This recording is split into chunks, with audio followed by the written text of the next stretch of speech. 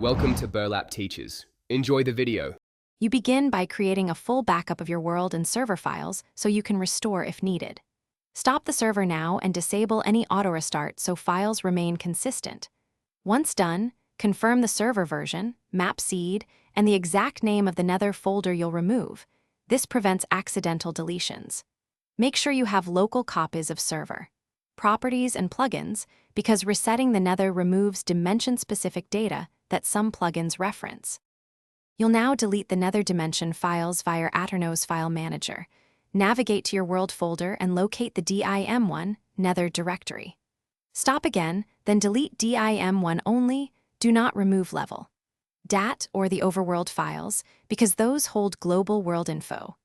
Once deleted, clear plugin caches or temporarily disable mods that might recreate or lock the folder. This ensures a clean regeneration when the server next starts and prevents conflicting data from persisting. Start the server and allow the game to regenerate the Nether dimension. You'll see new region files create in the background. Join briefly to verify spawn points and that old structures are gone. Watch the console for chunk or mod errors and make adjustments if necessary.